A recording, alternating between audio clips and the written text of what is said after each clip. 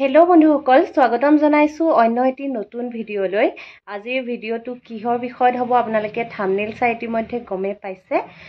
আজিৰ ভিডিঅ'টো লৈ অহাৰো এটা কাৰণ আছে আচলতে। কাৰণটো হৈছে এনেকুৱা যে মই যেতিয়া প্ৰথম এই প্ৰেগনেঞ্চিৰ সময়ছোৱাত প্ৰৱেশ কৰিছিলোঁ, লগে লগে তেনেকুৱা নানানটা প্ৰশ্নই জুমুৰি দি ধৰে। আৰু যেতিয়া ছ'ন'গ্ৰাফি কৰিব গৈছিলোঁ তেতিয়া উইকৰ কথাটো আহিছিলে। কিমান উইক হয় ছ'ন'গ্ৰাফিত লিখা থাকে, কিন্তু আমি যদি নিজে উলিয়াবলৈ যাওঁ কেনেকৈ উলিয়াব লাগে তেনেকুৱা ধৰণৰ ভিডিঅ' চাৰ্চ কৰি লৈ হিন্দী বা ইংৰাজীত পোৱা তেনেকুৱা ভিডিঅ'সমূহ চায়ে বুজিব লগা হৈছিলে। কাৰণ তেনেকুৱা পৰ্যাপ্ত পৰিমাণে অসমীয়াত ভিডিঅ' পোৱা নাছিলোঁ। আৰু যিহেতু এতিয়া মই ভালকৈ বুজি পোৱা হৈ গৈছোঁ, এতিয়া 9 মাহ চলি আছে প্ৰেগনেঞ্চিৰ, আৰু সেইটো হিচাপে উইক বা মান্থ গন্তিৰ ক্ষেত্ৰত একদম খুব ধুনীয়াকৈ বুজি পাইছোঁ। গতিকে ভাবিলোঁ ভিডিঅ'টো বনাই থ'লে হয়তো কোনোবা উপকৃত হ'ব পাৰিব মোৰ নিচিনাকৈ আহি থকা দিনবোৰত। গতিকে মই যেনেকৈ সেই ভিডিঅ'সমূহ চাই বুজি পাইছিলোঁ, মোৰ ভিডিঅ'টো চাইও যদি কোনোবাই অকণমান হ'লেও সকাহ পায় তেতিয়াহ'লে মোৰ ভাল লাগিব। আৰু বিশেষকৈ সদায় ব্লগ দিবলৈ তেনেকৈ এতিয়া টপিকো নোহোৱা হৈছে, যিহেতু মই ব্লগ কৰোঁ আৰু ব্লগৰ ভিডিঅ'ত যি হৈ থাকে সেয়াই দেখাওঁ, নহয় জানো। কিন্তু এইকেইদিনটো আৰু ঘৰতে তেনেকৈ ৰেষ্ট লোৱা বা কিবা কণ্টেণ্ট তেনেকৈ নাই, ওলাই যোৱাও বেছি হোৱা নাই। গতিকে যিটো জাৰ্ণিত আছোঁ সেই বিষয়ে অকণমান কথা পাতোঁ বুলি ভাবিছোঁ। কাৰণ অৱস্থা যিটো চলি আছে সেইটোৰ ওপৰতেতো কথা ওলাব, নহয় জানো।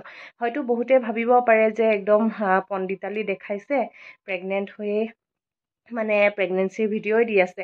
আচলতে ব্লগ কৰোঁ যেতিয়া যিটো পৰিস্থিতিত আছোঁ সেইটো বিষয়কে ভিডিঅ' বনাব পাৰিম। কাৰণ মোৰ তাত তেনেকুৱা, মই বেলেগ এইটো চেনেলত বিশেষকৈ মোৰ আৰু এটা চেনেল আছে যিটোত ক্লাছ দিছিলোঁ, ক্লাছ কৰাইছিলোঁ। তেনেকুৱা টপিক ৱাইজ চেনেল থাকে ন, এইটো ব্লগৰ চেনেল হয়। গতিকে ইয়াত মোৰ যিটো জাৰ্ণি, মোৰ সদায় যিটো লাইফষ্টাইল সেইটোকে দেখাওঁ। আৰু এতিয়া বৰ্তমান যিহেতু মই প্ৰেগনেণ্ট, গতিকে প্ৰেগনেঞ্চিৰ ভিডিঅ'ই দিব লাগিব, উপায়তো নাই, বেলেগ কিবা একো কৰিবও নোৱাৰোঁ। কাৰণ সেইটো ৰিলেটেডে ভিডিঅ' মোৰ ছাৰাউণ্ডিঙতে ঘূৰি থকা সময়খিনিৰ। গতিকে আৰু এইটো টপিক মই ভাবিছোঁ হয়তো বহুতৰ ক্ষেত্ৰত দৰকাৰী নহ'ব পাৰে, কিন্তু বহুতৰ ক্ষেত্ৰত হয়তো সহায় হ'বও পাৰে। সেইটো কাৰণে ভাবিছোঁ জনাই দিওঁ কথাখিনি থুলমূলকৈ, যিমানখিনি পাৰোঁ মই নিজে বুজি পোৱা হিচাপত বুজাবলৈ চেষ্টা কৰিম।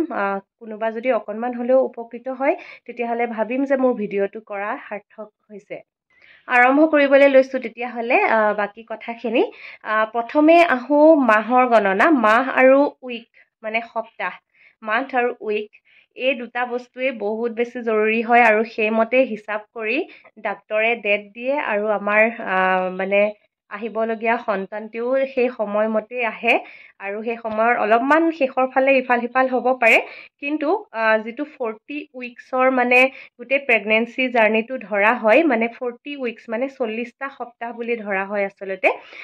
সেই সপ্তাহৰ ভিতৰতে, তাৰে ভিতৰত যেতিয়া 37 উইক পাৰ হয়, 37 উইক কমপ্লিট হয়, তাৰপিছত সম্পূৰ্ণকৈ মেচিয়ৰ্ড বুলি ধৰা হয় বেবীটোক। গতিকে তাৰপিছত যেতিয়া ডেলিভাৰী হ'লেও বেবীটোক NICU বা তেনেকুৱা ধৰণৰ একো প্ৰয়োজন নহয়, স্পেচিয়েল একো ট্ৰিটমেণ্টৰ প্ৰয়োজন নহয়।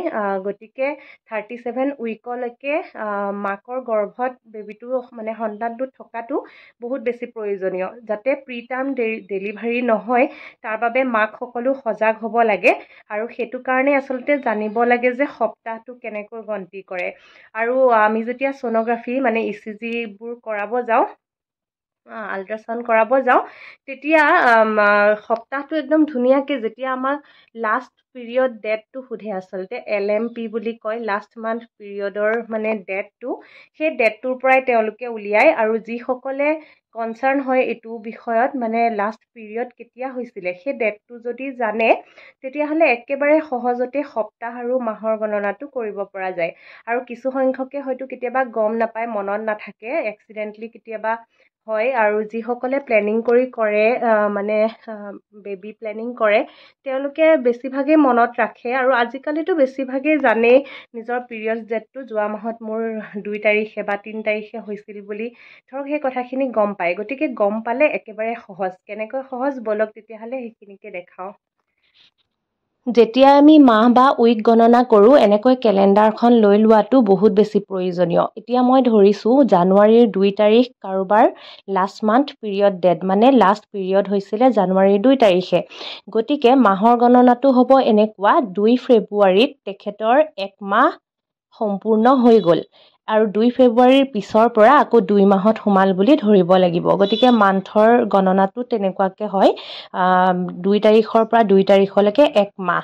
গতিকে 1 মাহ হোৱাৰ পিছত লাষ্ট মান্থ পিৰিয়ড ডেট হোৱাৰ মানে লাষ্ট মান্থৰ পিৰিয়ডৰ পৰা 1 মাহ হোৱাৰ পিছতহে কিন্তু আমি টেষ্ট কৰোঁ, যিটো কিট দি টেষ্ট কৰা হয় বা পিৰিয়ডটো মিছ হ'লেহে আপুনি টেষ্ট কৰিব, নহয় জানো? গতিকে টেষ্ট কৰি আপুনি গম পোৱালৈকে 1 মাহ কমপ্লিট অলৰেডি হৈ যায়।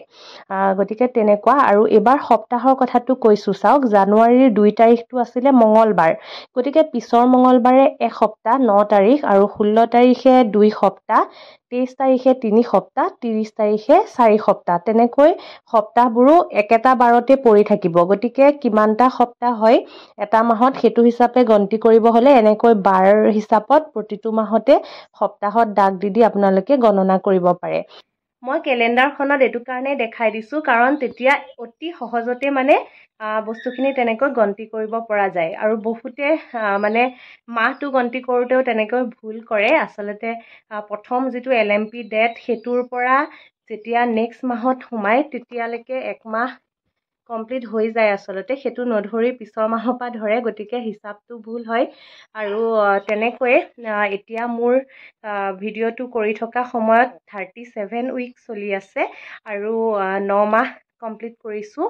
মানে কমপ্লিট নহয়, আচলতে 9 মাহত সোমাইছে, 9 মাহত সোমাইছে। 9 মাহ কমপ্লিট হ'লেই কিন্তু 10 মাহ শেষ হোৱা, মানে 10 মাহত সোমোৱা বুজাব।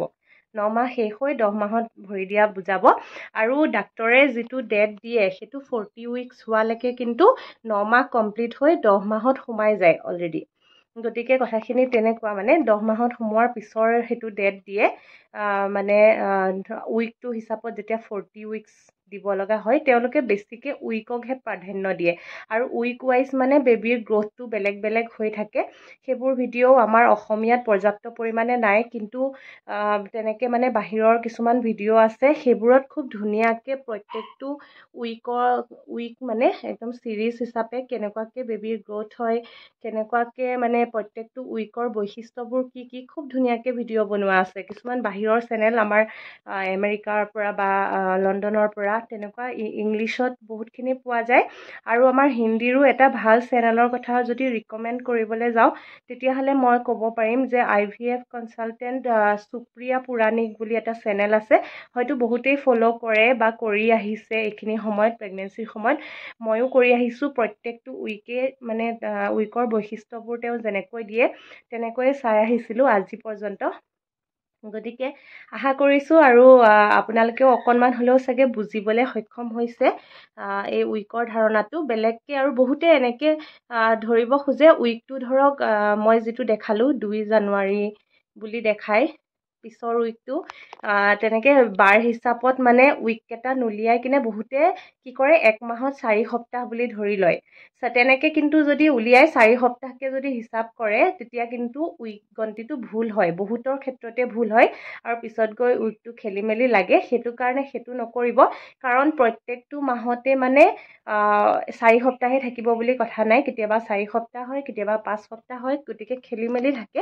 সেইটো কাৰণে কিন্তু যিটো মাহৰ পৰা আপোনাৰ লাষ্ট পিৰিয়ডৰ ডেটটো আছিলে সেই ডেটৰ পৰা মানে খুব ধুনীয়াকৈ উইকবোৰ কাউণ্ট কৰিব পাৰি। একদম কেলেণ্ডাৰখন লৈ বহিব, তেতিয়া একেবাৰে ভুল নহয় মানে।